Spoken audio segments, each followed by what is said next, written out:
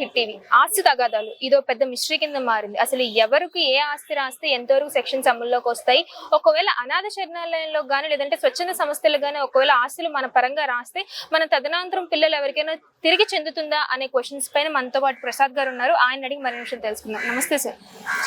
Sir, మా దగ్గర కొన్ని క్వశ్చన్స్ ఉన్నాయి దాని గురించి, అంటే ఆస్తి తగాదాల గురించి. అది కొంచెం మాకు ఆన్సర్ చేస్తారా? చెప్పండి. ఓకే. సో తల్లిదండ్రుల ఆస్తులు మొత్తం అనాథ శరణాలయానికి లేదా ఏదైనా స్వచ్ఛంద సేవా కార్యక్రమాలకి రాసినప్పుడు మళ్ళీ మనం ఆ ఆస్తి తిరిగి, అంటే తదనంతరం పిల్లలకి ఎవరికైనా సరే ఆ తదనంతరం ఆస్తి కావాలి అంటే ఎట్లా సార్? ఇప్పుడు పేరెంట్స్ ఒక వీలునామా కానీ రిజిస్ట్రేషన్ డాక్యుమెంట్స్ కానీ ఏవైనా వాళ్ళకి హ్యాండ్ ఓవర్ చేశారనుకో, ఆ కండిషన్ బట్టి మేజర్ అయిన తర్వాత వాళ్ళకి అప్పచెప్పాలని ఏమైనా హ్యాండ్ ఓవర్ చేశారనుకో, అప్పుడు లీగల్ గా హ్యాండ్ ఓవర్ చేయాలి. అంతవరకు హ్యాండ్ ఓవర్ చేయడానికి రూల్ లేదు.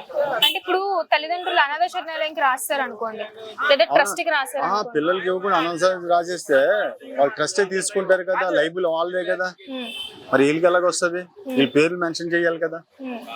నా సెల్ఫ్ ఎక్వైర్ ప్రాపర్టీ నేను దానం చేశాను, మీ దానం చేశాను, మీకే ఇంకా నాకు ఎవరు ఇంకా ఉండదు. అదే పిల్లలు ఉన్నారనుకో, నేను లేని పరిస్థితి లేనప్పుడు, ఎవరు లేనప్పుడు, వీళ్ళు మేజర్ అయినప్పుడు వీళ్ళకి హ్యాండ్ ఓవర్ చేయాలి. ఎవరు అడిగినా ఇవ్వాలి లీగల్ గా అని ఉంటే ఇస్తారు. ఓకే. సో అంతవరకు కూడా ఆ ఆస్తిని అనుభవించవచ్చు ఆ ఆస్తుల్ని. కానీ సార్, ఇంకొక సందర్భంలో ఆస్తులు తగాదాలు అంటే పిల్లలు అప్పటి వరకు మైనర్లు అయి ఉండొచ్చు. ఒకసారి ఆస్తులు రాసిచ్చిన తర్వాత అంతవరకు పిల్లలు మైనర్ అయిన సందర్భాల్లో తర్వాత మేజర్ అయిన తర్వాత మా ఆస్తి మాకు తెలియకుండా ఇచ్చేసారు, మాకు తెలియకుండా అప్పచెప్పేశారు, ఇలాంటి సందర్భాల్లో ఏమైనా చెందే అవకాశాలు ఉంటాయా? అది ఎప్పుడంటే అది పూర్వీకులు తాత ప్రాపర్టీ, లేకపోతే డాడీ ప్రాపర్టీ, వాళ్ళ డాడీ ప్రాపర్టీ, పూర్వీకుల ప్రాపర్టీ అన్న బేస్ మీద ఇవ్వాలి. అంతవరకు కూడా ఇవ్వడానికి రూల్ లేదు.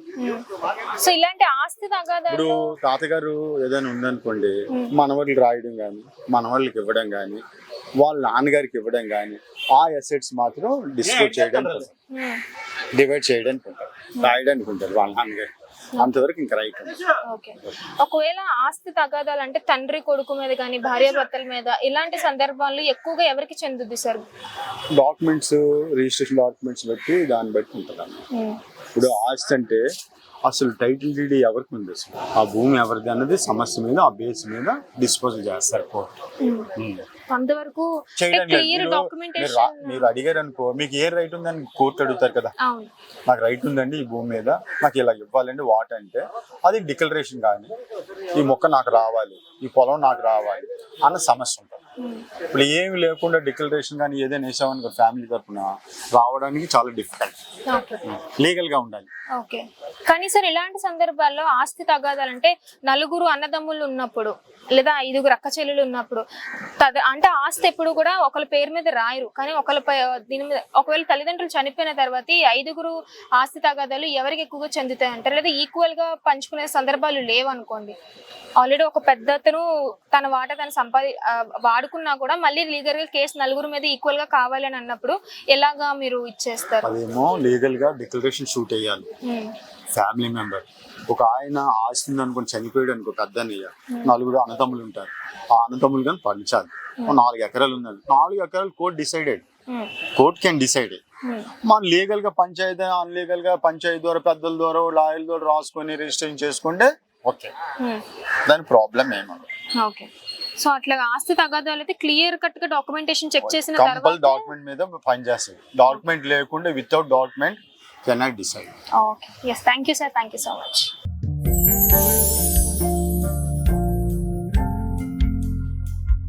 లవ్, ఈ అందమైన 4 అక్షరాల బారిన పడని మనిషి ఉండరు, మనసు ఉండదు. ఈ లవ్ కొంతమంది జీవితానికి సరిపడా మధురమైన అనుభూతులను అందిస్తే, మరికొంతమందికి జీవితాంతం వెంటాడే చేదు జ్ఞాపకాలను మిగిల్చుతోంది. లైలా మజ్ను, పార్వతీ దేవదాస్, ఈ 2 కథల్లో మజ్ను లైలా ప్రేమ కోసం ఎంత పరితపించాడో విన్నాం.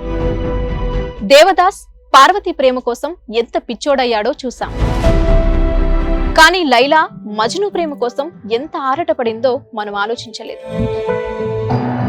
దేవదాసు దూరమయ్యాక పార్వతీ పరిస్థితి ఏంటో మనం అర్థం చేసుకోలేదు. ప్రేమ నుండి పెళ్లి వరకు వెళ్ళలేకపోయినా ఎంతో మంది అమ్మాయిల బ్రేకప్ స్టోరీస్ తో మీ లవ్ టుడే.